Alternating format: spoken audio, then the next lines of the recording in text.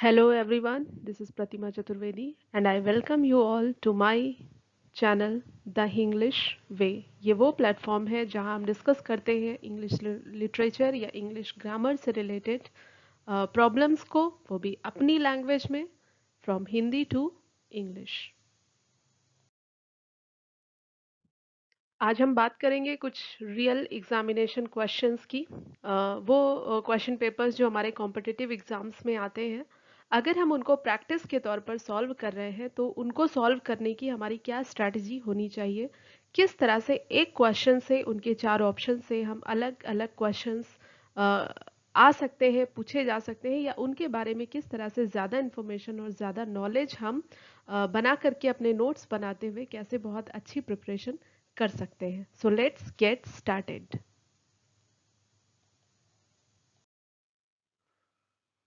The first question is, which poem of William Wordsworth is considered his greatest autobiographical epic? William Wordsworth, the greatest of the romantic poets. And autobiographical epic, autobiographical वो poems होती हैं जिनमें writer, author, poet खुद अपनी life events के बारे में explain करता है, इलेबोरेशन देता है। यहाँ पर फर्स्ट ऑप्शन है guilt and sorrow. Guilt and sorrow 1842 में पब्लिश हुई एक पोयम है। नेक्स्ट है the prelude, and the prelude is the right option for this question. The prelude, ये जो पोयम है, इसका दूसरा टाइटल है the growth of a poet's mind. और द प्रिलूड जो टाइटल है, ये इनकी वीडो वाइफ ने इनकी डेथ के बाद इनके इस वर्क को दिया था, और ये वर्क इनका पब्लिश कराया गया था after his death in 1850 by his wife Mary Wordsworth. तो प्रिलूड मीन्स होता है प्रिफेस या इंट्रोडक्शन, और एक ऑथर की लाइफ का जो इंट्रोडक्शन है वो यहाँ पर आपको खुद विलियम वर्ड्सवर्थ की लाइफ के बारे में यहाँ पर आपको चीज़ें देखने को मिलेंगी। So this is his greatest autobiographical epic. Next option है the excursion. The excursion is the part of his narrative poem, long poem the recluse. And last option है पीटर बेल। पीटर बेल 1819 में publish हुई एक poem है। Second question है हमारा, in which poem does Wordsworth write, come forth into the light of things, let nature be your teacher. Let nature be your teacher. William Wordsworth के लिए जो nature है वो सिर्फ एक ऑब्जेक्ट नहीं है, उनके लिए नेचर मदर है, सोल है, गाइड है, फिलोसोफर है, तो फ्रेंड है। इस तरह से वो नेचर को देखते हैं। He is one of the greatest naturalistic poets. First option है the tables turn, and this is the right answer for this question. The table turns, ये 1798 में उनका एक ग्रेट वर्क आया था। The work is lyrical ballad, और इसी lyrical ballad में ये पोयम पब्लिश हुई थी, द टेबल्स टर्न। एक चीज़ और है, लिरिकल बैलेड जो पोयम थी वो एस टी कॉलरिज के साथ आई थी। इसमें एस टी कॉलरिज की भी 4 पोयम्स पब्लिश हुई थी। Rhyme of the ancient mariner, one of the greatest poem of Coleridge, was published in 1798 in this collection Lyrical Ballads. इसके बाद आप दूसरे ऑप्शंस देख सकते हैं। The word is too much with us, ये एक सोनेट है विलियम वर्ड्सवर्थ का, 14 लाइन की एक पोयम है, जिसमें नेचर के लिए ये कुछ बहुत अच्छी लाइंस इन्होंने वहाँ पर लिखी हैं जो आपके एग्जाम्स में आती भी हैं। नेक्स्ट है I wandered lonely as a cloud, ये भी एक लिरिकल पोयम है। एंड द सॉलिटरी रीपर, ये एक बैलेड है। बैलेड जो है वो 4 लाइन स्टैंजा फॉर्म की एक पोयम होती है, जिसमें खेत खलियान, इन सारी चीज़ों का, नेचर का, किसी भी चीज़ का एक प्रेजल सॉन्ग्स आप कह सकते हैं, सेलिब्रेशन ऑफ सम एक्शंस। तो ये मैं आपसे कहूँगी कि ये तीनों ही पोएम्स आपको पढ़नी है, क्योंकि ये तीनों पोएम सिर्फ इसलिए इम्पॉर्टेंट नहीं है कि ये वर्ड्सवर्थ की हैं। ये तीनों पोएम इसलिए इम्पॉर्टेंट हैं क्योंकि इनसे लाइंस आती हैं, एग्जाम्स में पूछी जाती हैं, और इनसे फिगर्स ऑफ स्पीच के जो क्वेश्चंस आते हैं उनमें भी यहाँ से लाइंस आती हैं, और उनमें पूछा जाता है कि इनमें कौन सा फिगर ऑफ स्पीच है। तो ये पोएम्स आपके ग्रेजुएशन में ज़रूर रही होंगी, तो आप एक बार ज़रूर इन पोएम्स को देखेंगे, और अगर कुछ आपको इम्पोर्टेंट लगता है तो आप मुझे नीचे हमारे कमेंट बॉक्स में कुछ लिखेंगे। थर्ड क्वेश्चन है अ him. A hymn is a poem of joy, a poem of lament, a poem of praise और a church song. तो अ पोएम ऑफ जॉय कोई भी पोएम हो सकती है, लिरिक है, बैलेड है, ले है, ये सारे हमारे पोएम ऑफ जॉय हो सकते हैं। A poem of lament, lament means किसी के उसमें रोना, दुखी होना, सॉरोज। तो ये जो हमारी पोएम्स हैं इनको हम एलिजी कहते हैं। एलिजी जो पोएम होती हैं वो पोएम्स ऑफ या सॉन्ग्स ऑफ लैमेंटेशन होती हैं, जैसे लिसिडस है, एडोनिस है, ये सारी हमारी एलिजीज हैं। Poem of praise is the right answer for this question. Him जो है वो पोएम ऑफ प्रेज होते हैं। थोड़ा सा और डिटेल करते हैं। हिम वो पोएम्स होती हैं जो कॉन्ग्रीगेशंस में या प्रेयर के टाइम में या जो धार्मिक रिलीजियस हमारे ग्रुप्स होते हैं उनके थ्रू जो in praise of God, in praise of deity, in praise of divine soul के उसमें जो पोएम्स सॉन्ग्स हम गाते हैं they are called HYMN hymn. And church songs को हम कैरोल कहते हैं। स्पेलिंग है CAROL। Carols are specially church songs जो चर्च में गाए जाते हैं। ओके फिर हमारा नेक्स्ट क्वेश्चन है what according to PB Shelley is intellectual beauty. Intellectual beauty ये टर्म इन्होंने यूज़ किया है और इसमें इंटेलेक्चुअल ब्यूटी वो होती है जो इमोशंस के ग्राउंड पर नहीं होती है बल्कि एक balanced emotional and intellectual grounds पर की जाती है। तो आप इसमें the mind, the human mind dreaming, this is not the right answer. The human mind at work, this is also not the right answer.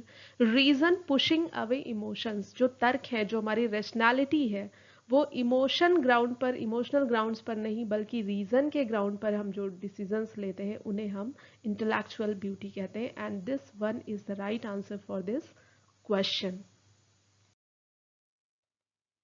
हमारा नेक्स्ट क्वेश्चन है for which profession John Keats had license but never practised it. John Keats की schooling के साथ ही या आप कह सकते हैं कि जो इनकी चाइल्डहुड था वो बहुत रिच नहीं था, तो साथ में इन्होंने फार्मासिस्ट का मेडिकल फील्ड में एक एक्सपीरियंस लिया था, एक प्रैक्टिस की थी कुछ समय के लिए।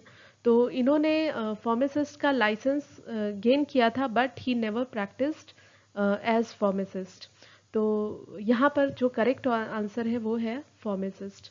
नेक्स्ट ऑप्शन है हमारा आर्किटेक्ट। आपको थॉमस हार्डी याद है? थॉमस हार्डी ने अपना प्रोफेशन, अपना करियर एज आर्किटेक्ट शुरू किया था और मैक्स गेट उन्होंने एक बिल्डिंग डिज़ाइन करी थी अपनी वाइफ के लिए, लेकिन उसके बाद धीरे धीरे उनका भी इंटरेस्ट लिटरेचर में होने की वजह से ही left his career as an architect.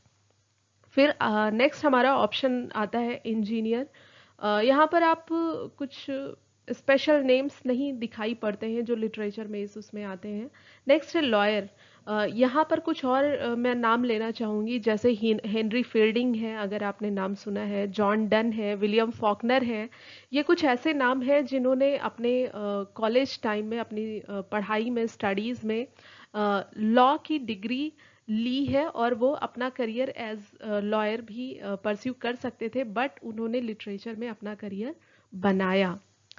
हमारा अगला क्वेश्चन है which of the following book was translated by John Keats. Aeneid, Iliad, Odyssey and Vulgate. तो जॉन कीट्स ने जिस बुक का ट्रांसलेशन किया है वो है एनीड, और एनीड ग्रीक माइथोलॉजी पर बेस्ड है। वर्जिल ने इसे कंपोज किया था, ये एक एपिक है। नेक्स्ट ऑप्शन है हमारा इलियाड। इलियाड और ओडिसी ये दोनों ही जो पोयम है ये पोयम है और एपिकल पोयम है, एपिक्स हैं इंग्लिश वर्ड के, और इन्हें लिखा था होमर ने। लास्ट ऑप्शन हमारा है वलगेट। वलगेट मीन्स होता है लोकल लैंग्वेज, और यहाँ पर मैं बता दूं कि बाइबल का लैटिन ट्रांसलेशन किया गया था जिसे वलगेट नाम दिया गया था। तो इस तरह से ये चार ऑप्शंस हमारे पास हैं और इसमें से जॉन कीट्स ने जो ट्रांसलेशन किया था that was Aeneid and epic by Virgil. अगला क्वेश्चन है what cause John Keats death. तो जॉन कीट्स की डेथ का जो कॉज था वो ट्यूबरकुलोसिस था। बहुत ज़्यादा अमीर नहीं थे, बहुत रिच नहीं थे, और किसी वजह से इनको ये बीमारी हुई and he could not gate diagnosed with this, and after some time he died. Next हमारा क्वेश्चन है which of the following pledge of Shakespeare has an epilogue. Very important question, बहुत ध्यान से देखिएगा। यहाँ पर शेक्सपियर के प्लेज की बात हो रही है और यहाँ जो टर्म यूज़ किया गया है दैट इज़ एपीलॉग। शेक्सपियर का कौन सा प्ले है जिसमें एपीलॉग है? तो सबसे पहले तो ये जान लीजिए कि एपीलॉग होता क्या है। एपीलॉग और प्रोलॉग, प्रोलॉग एक इंट्रोडक्शन पार्ट होता है किसी भी वर्क का जो उसके स्टार्टिंग में लिखा जाता है, जिसे टाइटल प्रीफेस दिया जाता है, इंट्रोडक्शन दिया जाता है। उसी तरह से एपिलॉग किसी भी वर्क के एंड में उसका कंक्लूजन पार्ट आप कह सकते हैं, या उसका एक समरी बनाते हुए लास्ट में उसे वाइंड अप किया जाता है, उसे हम कहते हैं एपिलॉग। यहाँ पर ऑप्शंस दिए हुए हैं the Tempest, Henry fourth part 1, Hamlet and twelfth night. The Tempest is the right answer. और यहाँ पर मैं आपको एक चीज़ और बताना चाहूँगी, आप चाहें तो इसे पॉज करके मेरी आवाज़ सुनने के बाद वो लिस्टिंग कर सकते हैं, क्योंकि ये बहुत इंपॉर्टेंट पार्ट है, बहुत इंपॉर्टेंट क्वेश्चन है। शेक्सपियर के टोटल 10 प्लेस जो थे, उन 10 प्लेस में शेक्सपियर ने एपिलॉग लिखा था। शेक्सपियर के टोटल 10 प्लेस में शेक्सपियर ने एपिलॉग्स लिखे थे और शेक्सपियर ने टोटल 37 प्लेस लिखे हैं। Out of 37, 10 plays have epilogue. तो पहला है द टेम्पेस्ट। इसके अलावा इन्होंने all's well that ends well, a midsummer night's dream, as you like it, Pericles, Troilus and Cressida, the two noble kinsmen, Henry fourth part 2, Henry fourth part 2 में इन्होंने epilogue लिखा है। अगर यहाँ पर आपने बी ऑप्शन देखिए, अगर यहाँ पार्ट 1 की जगह पार्ट 2 होता तो ये ऑप्शन भी करेक्ट हो सकता था। और इसके अलावा हेनरी फिफ्थ, ये सारे वो प्लेज हैं जहाँ पर शेक्सपियर ने अपने प्लेज में एपिलॉग लिखे हैं। प्ले के एंड में कंक्लूजन दिए हैं इन्होंने, उन्होंने एपिलॉग लिखते हुए सम अप करते हुए उन्हें वाइंड अप किया है। हैमलेट आप जानते हैं, हैमलेट इनकी one of the 4 greatest tragedies में आता है। हेनरी फोर्थ जो है ये हिस्टोरिकल प्लेज में आता है, 2 पार्ट्स में लिखा हुआ है। नेक्स्ट है ट्वेल्थ नाइट, ये इनकी कॉमेडी है। अगला क्वेश्चन है ऑडिपस कॉम्प्लेक्स। ऑडिपस कॉम्प्लेक्स क्या है? तो सबसे पहले तो ये जान लीजिए कि ऑडिपस कॉम्प्लेक्स जो ये टर्म है, ये साइको एनालिटिक टर्म है। सिगमंड फ्रॉयड ने इसे क्वाइन किया था। और ऑडिपस कॉम्प्लेक्स वो कॉम्प्लेक्स होता है जिसमें जिसमें एक जो सन है वो अपने opposite parent, opposite gender parent जो होता है उसके लिए कुछ अलग फीलिंग्स मोर देन फादर और मदर, इसके बियॉन्ड जो फीलिंग्स होती हैं, कई बार वो लस्टी या सेक्सुअल फीलिंग्स हो सकती हैं जिनको वो जिनमें वो सोचने की अपनी मतलब एक जनरल फीलिंग से अलग वो सोचना शुरू करता है। तो Oedipus complex, a son's attraction towards his mother, ये ऑडिपस कॉम्प्लेक्स है। हैमलेट में कहते हैं कि ये जो हैमलेट मेन कैरेक्टर है उसमें इस तरह का कॉम्प्लेक्स देखने को मिलता है। और इसमें एक और टर्म यूज़ किया गया है, a father's attraction towards his daughter. ये भी एक साइकोएनालिटिक टर्म है और इस कॉम्प्लेक्स को हम कहते हैं Electra complex. The term is called Electra complex. तो 2 टर्म है, एक तो ऑडिपस कॉम्प्लेक्स और दूसरा है Electra complex.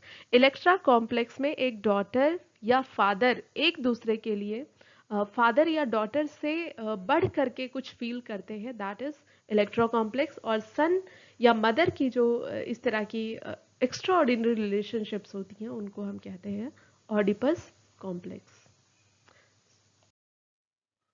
Next question is the line there is a special providence in the fall of a sparrow occurs in। Shakespeare के बहुत सारे प्लेज हैं जिसमें ओमेंस की, शकुन अपशकुन की बात करी जाती है, ये उसी का एग्जाम्पल है। हैमलेट जो फर्स्ट ऑप्शन है, उस हैमलेट में जब फाइनल एक्ट जो 5th एक्ट है उसमें जो कॉम्बैट होता है, तो उसमें होरेशियो हैमलेट को मना करता है उस कॉम्बैट में पार्टिसिपेट करने के लिए, क्योंकि जब चीज़ें पूरी तरह से रिवील्ड हो जाती हैं, उसे अपने अंकल और मदर के बारे में पता चल जाता है, तो यहाँ से उसका जो माइंड है वो पूरी तरह से डिस्टर्ब हो जाता है। तब वो होराशियो जो उसका फ्रेंड है उसके रोकने पर वो उसे कहता है there is a special providence in the fall of sparrow. हमारा नेक्स्ट क्वेश्चन है the rarer action is in virtue than in vengeance. This line occurs in Shakespeare's. बदला बदले से अच्छा है क्षमा कर देना। यहाँ पर चार ऑप्शन है। हैमलेट, हैमलेट में कोई ऐसा नहीं हो सकता, क्योंकि हैमलेट में जो एंड है वो बहुत ही ट्रैजिक है। नेक्स्ट है किंग लियर, किंग लियर का एंड भी बहुत ट्रैजिक है। दोनों ग्रेटेस्ट जो 4 ग्रेट ट्रेजेडीज है उनमें से ये 2 है। नेक्स्ट है द टेम्पेस्ट, ये टेम्पेस्ट का पार्ट है जिसमें प्रॉस्पेरो लास्ट में फाइनल एक्ट में जो ड्यूक ऑफ मिलान है जो उसका ब्रदर है उसे माफ करते हुए ये कहता है the rarer action is in virtue than in vengeance. So this is the line from Tempest. हमारा अगला क्वेश्चन है who said Keats was a Greek. इसके कहने के पीछे एक रीज़न ये है कि कीट्स के जो बहुत सारे ओड्स आप पढ़ते हैं, उन सारे ओड्स में जो वो सिंबल्स लेते हैं, जो स्टोरी लेते हैं, जो ग्राउंड लेते हैं, वो ग्रीक माइथोलॉजी से बहुत ज़्यादा अफेक्टेड होते हैं। तो कीट्स के वर्क में बहुत ज़्यादा इन्फ्लुएंस है ग्रीक लैंग्वेज का, टर्म्स का, सिंबल्स का, थिंग्स का, वर्डिंग का। तो इस वजह से पीबी शैली ने उनके लिए ये कहा है कि कीट्स वॉज अ ग्रीक। हमारा अगला क्वेश्चन है which stanza form did Shelley use in his famous poem ode to the waste wind. Ode to the waste wind आपने पढ़ा है विलियम, ये पीबी शैले की पोयम है, पर्सी बिशे शैले की पोयम है, और ये लिखी हुई है, ऑप्शन आपके पास है rhyme royal, ottava rima, terza rima या फिर स्पेंसेरियन स्टैंजा।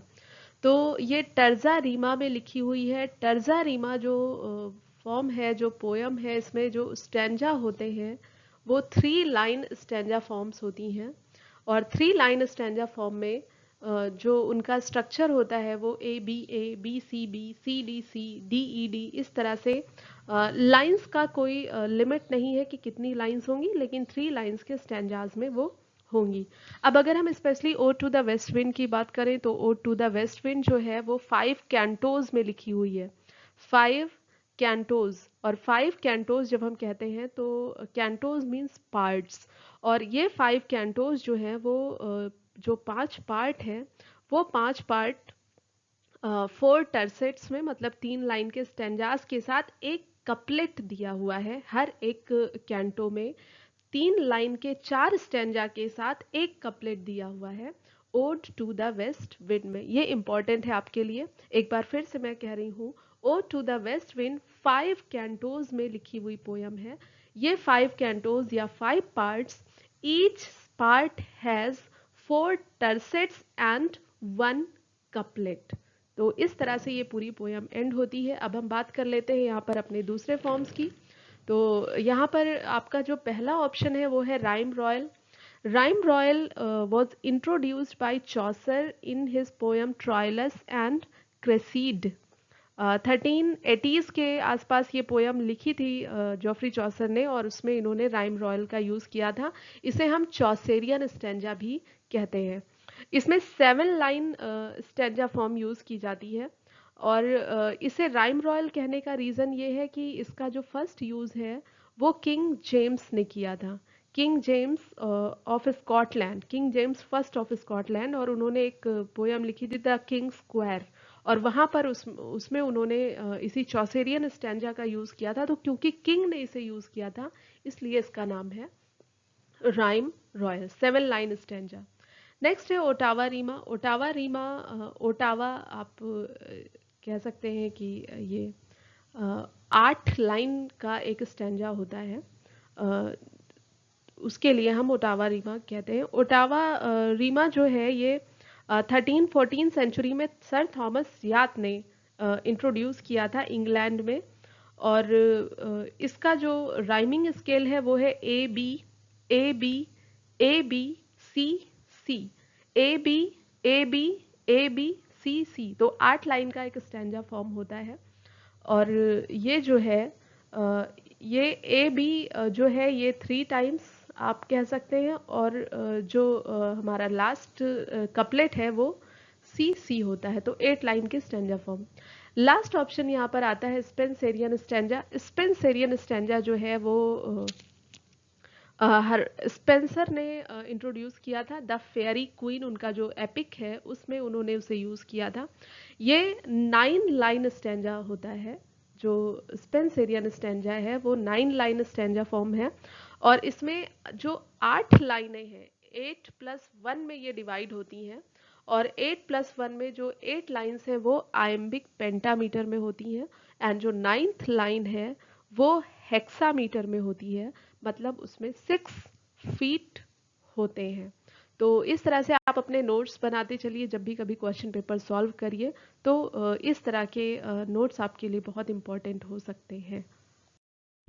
ओके, तो हमारा नेक्स्ट क्वेश्चन है the term metaphysical poets. Metaphysical poets was first used by, four options are here: Ben Jonson, Dr. Johnson, Helen Gardner and John Dryden.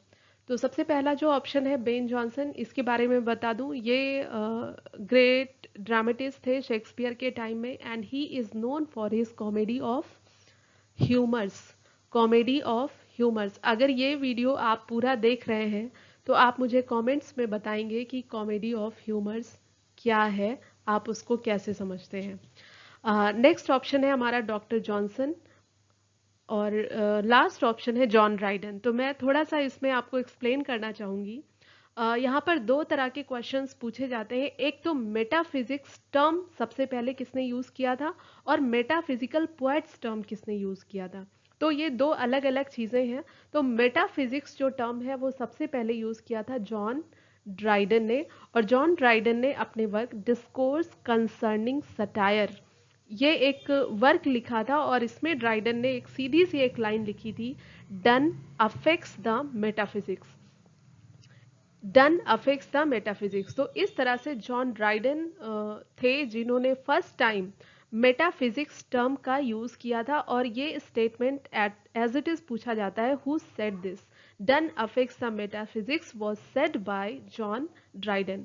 अब जब हम बात करते हैं कि मेटाफिजिकल पोएट्स ये एक ग्रुप का नाम दिया गया था, तो वो टर्म किसने क्वाइन किया था, तो उसके लिए राइट आंसर होगा doctor Johnson. Doctor Samuel Johnson ने एक वर्क लिखा था the lives of the poets, और लाइव्स ऑफ द पोएट्स में जॉन डॉक्टर जॉनसन ने कुछ पोएट्स को उस कैटेगरी में रखा था। उसमें से जो सबसे बड़ा नाम है वो है जॉन डन का, George Herbert, Richard Crashaw, Henry Vaughan, Andrew Marvell और अब्राहम काउले।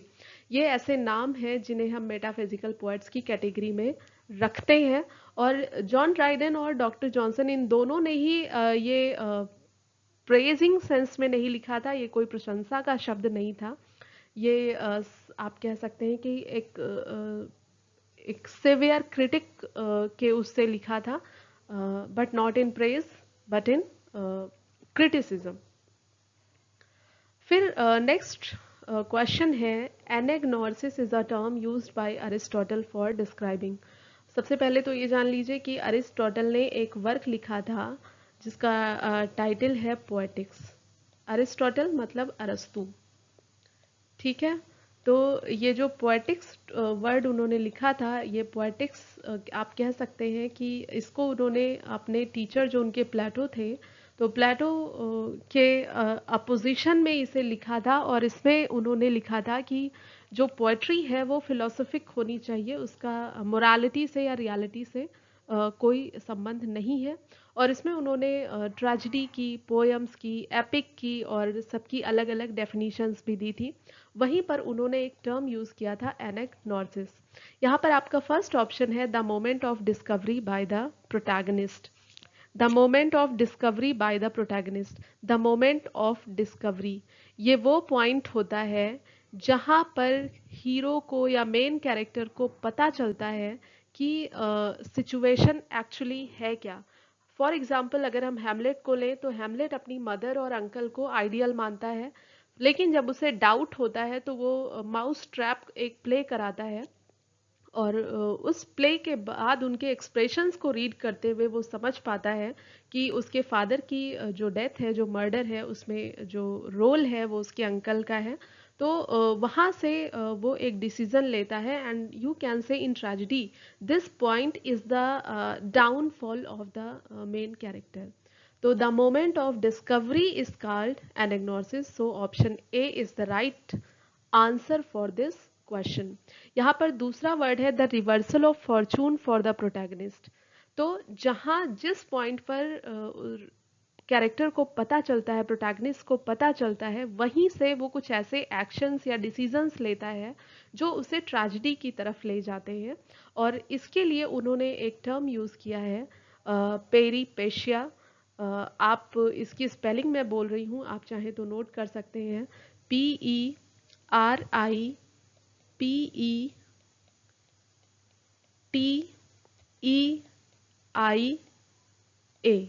पेरीपेशिया। ये जो वर्ड है ये reversal of the fortune of the protagonist है।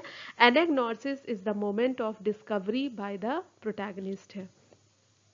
The happy resolution of the plot, इसका थर्ड ऑप्शन देखिए, the happy resolution of the plot. एक word हम यूज करते हैं डेन्यूमेंट, स्पेलिंग है DENOUEMENT। डेन्यूमेंट ये जो है ये एंड ऑफ प्लॉट होता है। ज़रूरी नहीं कि ये हैप्पी हो या ट्रैजिक हो। हाँ, ट्रेजिडीज में जो ड्रामा है वो ट्रैजिक होते हैं, आइडियल ड्रामा ट्रेजिडी ही है अकॉर्डिंग टू अरिस्टोटल। तो वहाँ पर इसे डेन्यूमेंट कहा गया है। लेकिन हम जब हैप्पी रेजोल्यूशन कहते हैं तो हम ये कह सकते हैं कि ये पोएटिक जस्टिस है। पोएटिक जस्टिस वो टर्म है जिसमें प्ले के अंदर या किसी भी वर्क के उसमें जो गलत है, जो अपराधी है, उसे पनिशमेंट मिले, और जो उन सारी चीज़ों के लिए फाइट करता है, सही ट्रैक पर लाने की कोशिश करता है, उसको रिवॉर्ड मिले। तो उसे हम पोएटिक जस्टिस कहते हैं, बट यहाँ पर डेन्यूमेंट वर्ड भी यूज किया जा सकता है। ठीक है, तो ये तीन ऑप्शन हमारे लिए काम के हैं। तीन टर्म हमारे पास है, एनाग्नोसिस, पेरीपेशिया एंड डेन्यूमेंट। आप इनको फिर से देखिएगा ध्यान से। अगला क्वेश्चन है हमारा, the praise of chimney sweepers is. ये एक ऐसे था, दो एसेज ऑफ एलिया लिखा गया था, 1823 में पब्लिश हुआ था। चार्ल्स लैम्ब का ऐसे कलेक्शन था और उसी में the praise of chimney sweepers publish किया गया था। तो this is an essay by Charles lamb. हमारा अगला क्वेश्चन है, who among the following made the statement poetry is a criticism of life under the conditions fixed for such a criticism by laws of poetic truth and poetic beauty। ये poetic truth and poetic beauty, ये दो term use किए थे Matthew Arnold ने अपने work culture and anarchy में।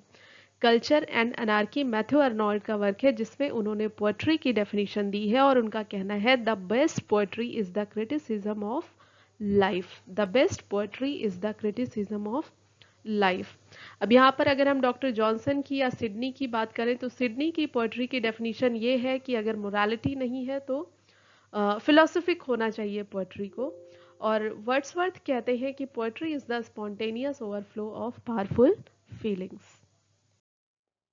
The next question is, who is known as the master of dramatic monologue. बहुत important term है ड्रामेटिक मोनोलॉग। सबसे पहले तो आपको यही समझना है कि what is this term for. Dramatic monologue, monologue मतलब सिंगल पर्सन स्पीच होती है। LOGUE, लॉग मीन्स स्पीच होती है। मोनोलॉग, डायलॉग, ट्रायलॉग, ये इस तरह से ये वर्ड यूज किया जाता है। प्रोलॉग, एपीलॉग, आपने अभी पीछे इसको पढ़ा है। तो इसके साथ हम बहुत सारे प्रीफिक्सेस लगाते चले जाते हैं और ये वर्ड हमारा अलग अलग रेफरेंस में यूज किया जाने लगता है। तो ड्रामेटिक मोनोलॉग का मास्टर कौन कहा जाता है? So the answer is Robert browning. Robert browning के बहुत सारे ऐसे वर्क हैं जहां पर इन्होंने ड्रामेटिक मोनोलॉग में ही लिखा है। अब क्वेश्चन है कि ड्रामेटिक मोनोलॉग होते क्या हैं? तो ड्रामेटिक मोनोलॉग वो फॉर्म है लिटरेचर का जिसमें एक single person who is not a poet, a single person who is clearly not the poet utters the speech or whole of the poem। और यहाँ पर एक स्पेसिफिक सिचुएशन या क्रिटिकल सिचुएशन होती है जिसमें वो बोलता है। ठीक है, तो ये एक शॉर्ट फॉर्म में, शॉर्ट वे में हम इसको जान सकते हैं। यहाँ पर अगला नाम है विलियम शेक्सपियर का। इनके बारे में जितना एक्सप्लोर कर लीजिए कम ही है। रॉबर्ट फ्रॉस्ट अमेरिकन पोएट हैं। इनके बारे में भी आप जानते हैं, द बिर्चेस इनकी एक बहुत फेमस पोयम है। इसके अलावा और भी कई सारे वर्क इन्होंने लिखे हैं जो बहुत ही इंस्पिरेटिव हैं, तो आप इनको भी पढ़िए, वॉलेस स्टीवेंस को भी देखिए और समझिए। और रॉबर्ट ब्राउनिंग के वर्क्स की बात करें तो पोर्फिरियाज लवर है, माई लास्ट डचेस है। ये सारे वर्क इनके जो है ये इसी ड्रामेटिक मोनोलॉग में ही लिखे हुए हैं। हमारा नेक्स्ट क्वेश्चन है, what is the sub title of the play twelfth night? किसका प्ले है? यस, करेक्ट, विलियम वर्ड्सवर्थ का प्ले है twelfth night. And twelfth night कह सकते हैं कि वो दिन होता है जिसमें क्रिसमस जो सेलिब्रेशन होता है वो लास्ट डे होता है, क्रिसमस सेलिब्रेशन का लास्ट डे। आप इसे 5 या 6 जनवरी कह सकते हैं, उस दिन का दिन होता है। तो ये last day of Christmas celebration. और इसका जो दूसरा टाइटल है वो क्या है? Option B, what you will. ये बहुत रिपीटेड क्वेश्चन है कि what you will is the sub title of which play, और Twelfth Night's sub title is what. तो इस तरह से, या फिर ट्वेल्थ नाइट किसका है, व्हाट यू विल किसका है, इसके कैरेक्टर्स और वो सारी चीज़ों में आपको जाने की ज़रूरत है। क्वेश्चन नंबर नेक्स्ट है हमारा, Tennyson succeeded whom as poet laureate of England? तो पोएट लॉरिएट किसके बाद बने थे टेनिसन? टेनिसन पोएट लॉरिएट बने थे जब 1850 में, 1850 में विलियम वर्ड्सवर्थ की डेथ हो गई थी। तो उनकी डेथ के बाद अल्फ्रेड लॉर्ड टेनिसन को पोएट लॉरिएट बनाया गया था इंग्लैंड में 1850 में, 1850 में। तो ये आपको याद रखना है, ये भी क्वेश्चन बहुत ज़्यादा आता है। नेक्स्ट हमारा क्वेश्चन है, Keats Endymion is dedicated to? Important question है, लेकिन यहाँ से सिर्फ इतना ही सफिशिएंट नहीं है। इस टाइटल को सुनते ही, देखते ही आपको एक और चीज़ याद आनी चाहिए कि इंडीमियन एक वर्क है जो केवल कीट्स ने नहीं लिखा है, बल्कि one of the university wits, John Lyly, उनका एक प्ले है with the same title. Lyly जो है वो यूनिवर्सिटी विट्स में आते हैं, और जॉन लिली का सेम टाइटल के साथ वर्क है Endymion is a play by John Lilly and Endymion is an elegy by John Keats। तो एंडीमियन जो वर्क है ये जॉन कीट्स ने, यहाँ पर आपका फोर्थ ऑप्शन है थॉमस चैटरटन, थॉमस चैटरटन के लिए लिखा था 1818 में। और एक चीज़ यहाँ पर आपको जानने की ज़रूरत है, कभी कभी एक लाइन पूछी जाती है, a thing of beauty is a joy for ever. बहुत फेमस लाइन है, a thing of beauty is a joy for ever. तो इंडीमियन इसी लाइन के साथ शुरू होती है। और ये पोयम थॉमस चैटरटन के लिए लिखी थी। Thomas Chatterton was the youngest poet who died in very early age. बहुत जल्दी इनकी डेथ हो गई थी। और इस लाइन के साथ ये पोयम को शुरू करते हैं, और इसमें इन्होंने मून गॉडेस सेलेन को दिखाया है कि she is in love with a shepherd. तो ये इसका एक ग्राउंड है, आप इसे याद रखेंगे। ठीक है। अगला हम इसमें कुछ और कैरेक्टर्स हैं। ले हंट, ये एसेइस्ट हैं, फिलोसोफर्स हैं, जर्नलिस्ट हैं। दूसरा ऑप्शन आता है इसमें मिल्टन, जॉन मिल्टन का नाम भी आपने सुना ही है। जॉन मिल्टन ने एक वर्क लिखा था लिसिडस, ये भी एक एलिजी थी। एंडीमियन भी एलिजी है और लिसिडस भी एक एलिजी है। सॉरी, एंडीमियन डेडिकेटेड है थॉमस चैटरटन को, और मिल्टन की एलिजी का नाम है लिसिडस। और मिल्टन ने इसे 1638 में लिखा था और एडवर्ड किंग को डेडिकेट किया था। एडवर्ड किंग के लिए उन्होंने लिसिडस लिखा था। और कीट्स के लिए जो एलिजी थी वो लिखी थी शैली ने, पीबी शैली ने कीट्स के लिए एक एलिजी लिखी थी, और उनकी एलिजी का टाइटल था एडोनिस। एडोनिस 1821 में ये एडोनिस लिखी गई थी, किसके लिए? 1821 में ये एडोनिस लिखी थी पीबी शेले ने अपने बेस्ट फ्रेंड जॉन कीट्स के लिए उनकी डेथ के बाद। तो किसी की डेथ के लिए, किसी को लैमेंट करने के लिए, किसी को मेमोराइज करने के लिए जो सॉन्ग्स या पोएम्स लिखी जाती हैं, दे आर कॉल्ड एलिजीज। हमारा अगला क्वेश्चन है, which of the following poets does not belong to lake school. Lake school of poetry जो टर्म था ये यूज़ किया गया था एडिनबर्ग रिव्यू के थ्रू, और फ्रांसिस जेफरी ने इस टर्म का यूज़ किया था 1817 में। और ये टर्म उन पोएट्स के लिए यूज़ किया था जो लेक डिस्ट्रिक्ट में रहते थे। ब्रिटेन में एक डिस्ट्रिक्ट था जिसका नाम था लेक डिस्ट्रिक्ट, और उसमें रहने वाले जो पोएट्स थे उसमें एस.टी. कोलरिज थे, सैमुअल टेलर कोलरिज, सदे थे, और विलियम वर्ड्सवर्थ थे। तो which of the following poets does not belong to the lake school. तो सिंपल से यहाँ पर आपको आंसर मिल जाता है कि Keats was not the poet of lake school. Coleridge, Southey and Wordsworth ये तीनों लेक स्कूल के पोएट्स थे because they lived in lake district of Britain. Next question है, Tennyson's poem In Memoriam was written in memory of. तो Tennyson की poem In Memoriam जो है वो आर्थर हेलम के लिए लिखी गई थी, और आर्थर हेलम उनके मित्र थे, दोस्त थे, जिसके लिए उन्होंने ये पोयम लिखी थी। ये पोयम 133 कैंटोज में लिखी हुई है, 133 पार्ट्स में ये पोयम है, स्टैंजाज में आप कह सकते हैं पोयम है। तो इसका जो सही आंसर है वो है A.H. हेलम। एडवर्ड किंग के लिए अभी मैंने आपको पहले क्वेश्चन में बताया, एडवर्ड किंग के लिए एक एलिजी लिखी थी, लेकिन वो जॉन मिल्टन ने लिखी थी, दैट वाज लिसिडस। और जो बाकी के दो ऑप्शंस हैं इनके लिए किसी ने ट्रेजेडी एलिजी शायद नहीं लिखी है। हमारा अगला क्वेश्चन है, which was Charles Dickens first novel. तो सबसे पहले ये जान लीजिए, डेविड कॉपरफील्ड जो है ये लिखा गया था 1850 में, 1850 में। निकोलस निकलबाय, जिसका पूरा टाइटल था life and adventures of Nicholas Nickleby, और ये वर्क लिखा गया था 1839 में। उसके बाद अगला ऑप्शन है द पिकविक पेपर्स, इसका पूरा टाइटल था the posthumous papers of the Pickwick club, और ये वर्क लिखा गया था 1837 में, पब्लिश हुआ था 1837।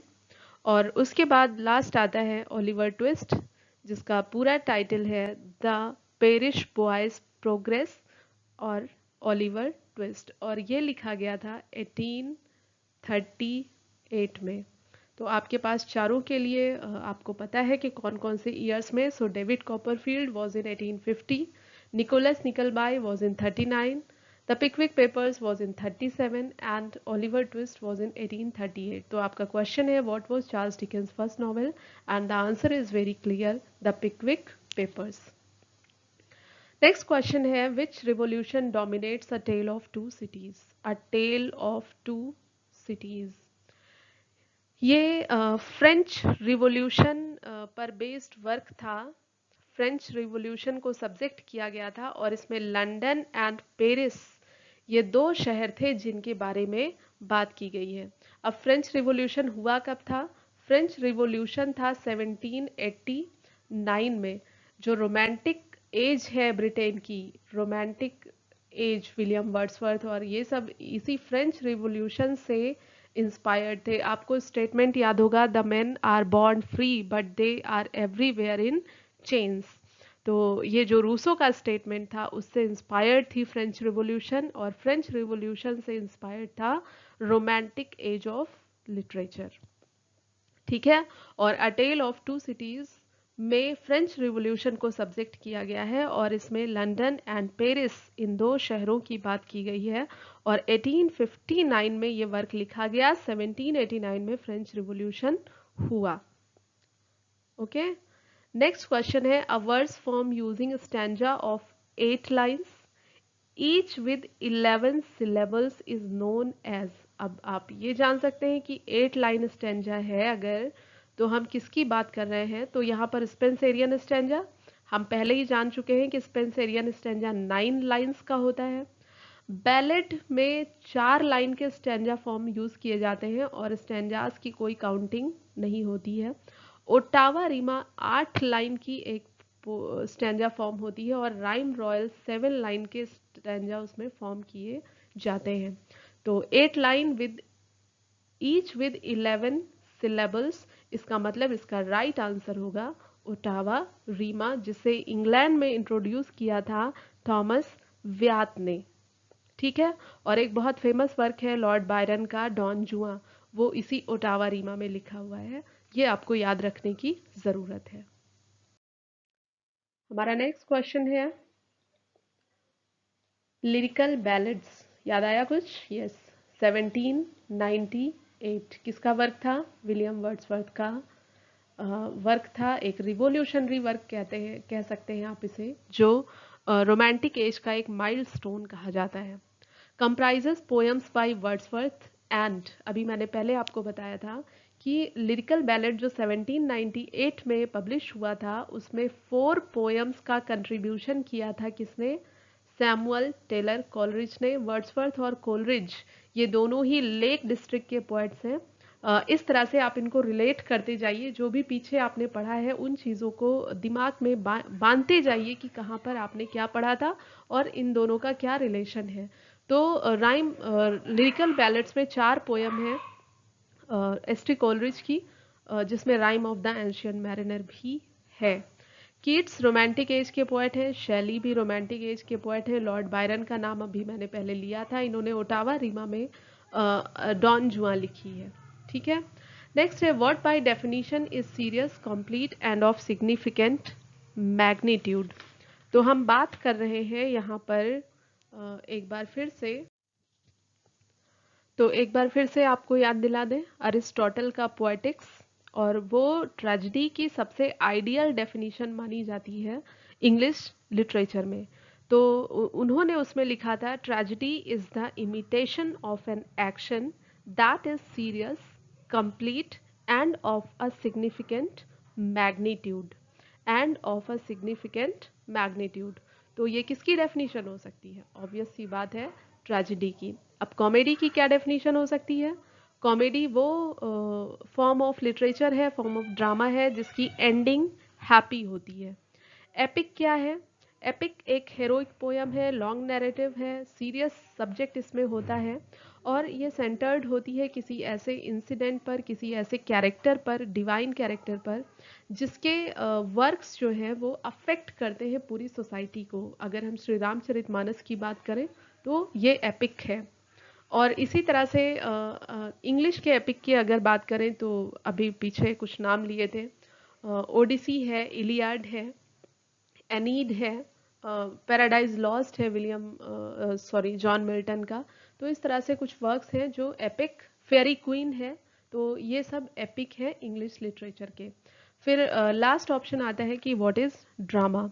तो ड्रामा क्या है? ड्रामा के लिए एक अल्टरनेटिव भी यूज किया जाता है and that alternative is called play.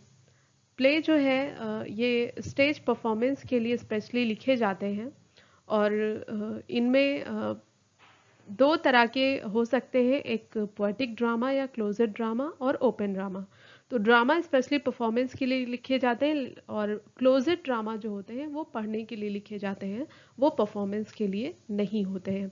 Poetic drama वो होते हैं जो पोएम फॉर्म में लिखे जाते हैं, जैसे शेक्सपियर के ड्रामाज हैं ब्लैंक वर्स में लिखे हुए हैं। या फिर हम कुछ और को सर्च कर सकते हैं, तो आप मुझे बताइएगा पोएटिक ड्रामा क्या है। अगला क्वेश्चन है हमारे पास, the idea that the good are rewarded and the evil punished is termed. किसी भी वर्क के एंड में अगर इविल को पनिश किया जाता है एंड गुड आर रिवॉर्डेड, तो उससे हम उसके लिए एक वर्ड यूज करते हैं पोएटिक जस्टिस। लेकिन अगर अंत में डाउनफॉल होता है, ट्रेजेडी होती है, तो उसके लिए हम वर्ड यूज करते हैं डेन्यूमेंट। हम पहले इसे डिस्कस कर चुके हैं। नेक्स्ट है a figure of speech wherein a comparison is made between two unlike। मतलब कोई 2 ऐसी चीजें जो एक जैसी नहीं है, उनमें अगर कंपैरिजन किया जाता है without using the word like और एज। तो हम लाइक और एज का यूज किस में करते हैं? लाइक और एज का यूज़ हम करते हैं सिमिली में, और लाइक और एस को अगर हटा दें तो हम उसे कहते हैं metaphor. So the right answer is metaphor. दो ऐसी चीज़ों के बीच में कंपैरिजन किया जाता है जो एक जैसी नहीं है, जैसे हार्ड एंड स्टोन। तो अगर हार्ट उतना ही हार्ड है जितना कि स्टोन, तो स्टोन और हार्ड ये दोनों बहुत अलग तरह की चीज़ें हैं, इनका कोई कंपैरिजन नहीं है। तो इस तरह के जो कंपैरिजन किए जाते हैं उन्हें हम कह सकते हैं, उन्हें हम कहते हैं मेटाफर। तो two unlike things are in comparison which are completely different. ठीक है, तो दिस इज मेटाफर। जैसे कहें your heart is hard, your heart is stone. तो इस तरह के वर्ड्स हम यूज करते हैं। अब यहाँ पर एक टर्म आया है सॉलिलॉकी, इसको जानना बहुत ज़रूरी है। सॉलिलॉकी वो स्पीच होती है स्पेशली प्लेज में या कहीं पर जो कोई एक जो प्रोटैगनिस्ट है या कोई भी कैरेक्टर जो खुद से अकेले में ही बात करता है, वो है सॉलिलॉकी। तो अगर लिटरेचर में आपकी कोई क्वेरी है, इंग्लिश ग्रामर में कोई आपकी क्वेरी है, तो you can write me in the comment box, and stay tuned with Pratima Chaturvedi. Thank you.